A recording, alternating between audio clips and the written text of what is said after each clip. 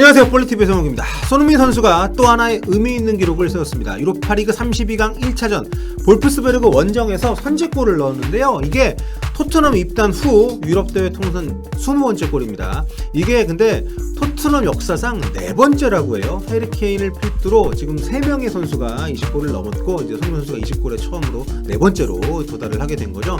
토트넘이 그간 유럽에서 참 별로이긴 했던 것 같아요. 앞서 보신 영상은 볼프스베르거와의 경기를 위해서 이제 헝가리 부다페스트행 비행기에 오르는 손흥민 선수의 모습인데요. 구단이 공개한 이 영상에서 손흥민이 캐리어를 들고 계단을 오르는데 뒷따라던 베일이 무거워 보였는지 슬쩍 거들어주는 모습이 보입니다. 안 그래도 두 선수가 많이 친해지고 있다는 인상을 받았거든요. 근데 이번에 경기 중에도 굉장히 좀 가까워진 모습을 보이더라고요. 그러니까 손흥민의 첫 골이 베일의 도움에서 만들어졌고, 손흥민은 베일이 두 번째 골을 넣자 가장 먼저 달려가서 정말 해맑은 표정으로 반겨줬죠. 전반전이 끝난 뒤에는 손흥민이 앞서가던 베일에게 다가가서 어깨에 팔을 딱 얹으면서 절친 포스를 풍기기도 했습니다. 이와 관련해서는 이제 손흥민의 첫 골 장면을 다시 얘기를 해야 될 것 같은데요. 사실 베일의 크로스가 좀 애매하게 날아갔거든요. 발로 차기도 애매하고 머리로 처리하기도 좀 곤란한 높이가 아닌가 싶었는데, 손흥민 선수가 재치있게 몸을 낮춰서 절묘하게 머리로 받아 넣었습니다. 손흥민이 헤더로 골을 그렇게 많이 넣는 선수가 아니잖아요. 그런데 정말 기가 막힌 그런 헤더골이 됐어요. 이 골 덕분에 가레스 베일은 토트넘에서 무려 2855일 만에 어시스트를 기록을 하게 됐습니다. 2013년 5월 위건전 이후라고 하니까요. 와, 위건이 언제 프리미어리그에 있었어? 예, 거의 8년 만입니다. 이 골이, 그러니까 어시스트를 기록한 게요. 참고로 손흥민 선수는 프로 데뷔 후 소속팀에서 헤딩골을 9골밖에 넣지 않았습니다. 토트넘에서는 이번이 이제 그 5번째 골이더라고요. 11시즌 동안 9골이니까 한 시즌에 한 골도 안 되는 헤딩골 비중이 좀 낮은 선수, 대부분의 골을 이제 발로 넣는다, 이렇게 보시면 될 텐데, 그래서 더 뜻깊은 골 장면이 아니었나 싶습니다. 재밌는 게요, 이 데뷔 직후 프로 통산 2-3-5 멀티골을 넣었던 한호버전을 해서 증거를 제외하면 손흥민은 헤딩골을 넣은 경기에서 그 뒤로 한 번도 진 적이 없고 모두 이겼습니다. 무려 8연승 기록하고 있습니다.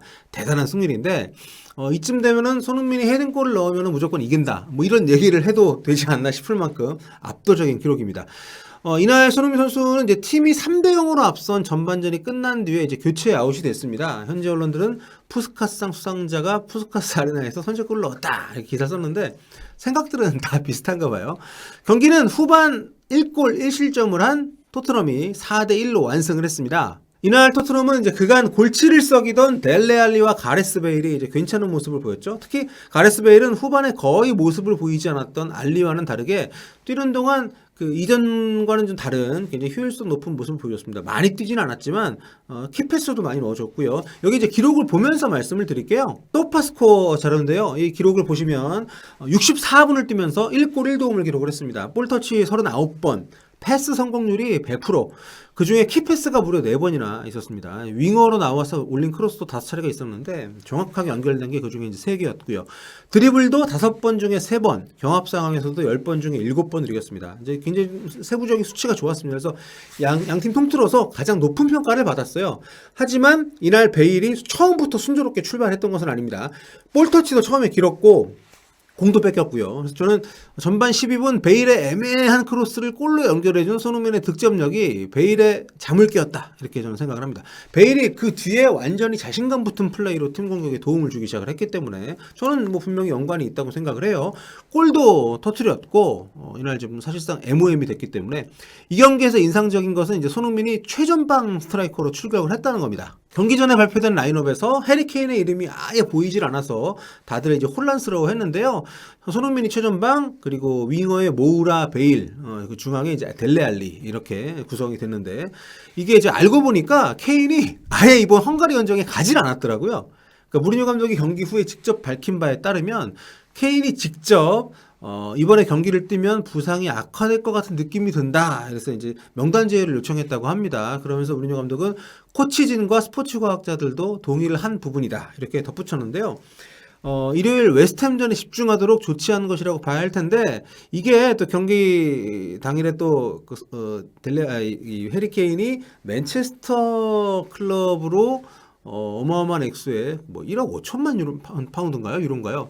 이 정도의 이적할 것이라는 루머, 그러니까 이적 제안을 할 거라 이런 루머가 나와서 좀 연관된 게 아닌가 이런 오해를 하는 사람도 있습니다. 하지만 확인된 거는 어쨌든 공식적으로 확인된 거는 케인이 직접 일단 쉬어야겠다 이렇게 얘기를 무리뉴 감독한테 했다는 거죠. 아무튼 뭐 이제 주말 경기 나올 거로 예상이 되는데 한국 팬들 입장에서 보면 좀 안타깝죠. 결과적으로 케인이 부상 우려를 해서 이제 휴식을 취하게 된 셈인데 지치기로 따지면 손흥민보다 뭐 더한 선수가 없잖아요. 토트넘은. 이번 경기 선발 출전하면서 손흥민은 지난 50일 동안 12경기 뛰었고요. 그중에 11경기 선발로 나왔습니다. 지난달 28일 그 리버풀전 이후로 보면 22일 동안 7경기 뛰었어요. 게다가 이게 선발입니다. 오늘은 45분만 뛰었지만 요 앞 경기 그러니까 에버턴전하고 맨시티전에서는 도합 28km를 뛰었고 사실 그 이번 볼프스베르크 원정은 쉬는 게 도리에 맞죠. 케인처럼 아예 원정을 안 가는 게 맞습니다. 상대도 뭐 오스트리아 6위 팀 아닙니까? 그런데 무리뉴 감독 마음이 이해가 또 안 가는 건 아닌 게 케인을 벤치에도 못 앉히는 상황에서 손흥민을 빼는 거는 솔직히 좀 어렵죠. 우리 입장에서는 그래도 손흥민을 런던에 남겨뒀으면 싶지만 뭐 어쩌겠습니까? 백업들이 시원찮으니까 무리뉴 감독 입장에서는 좀 골로 선수가 꼭 필요한데 뭐 별 수 없겠죠.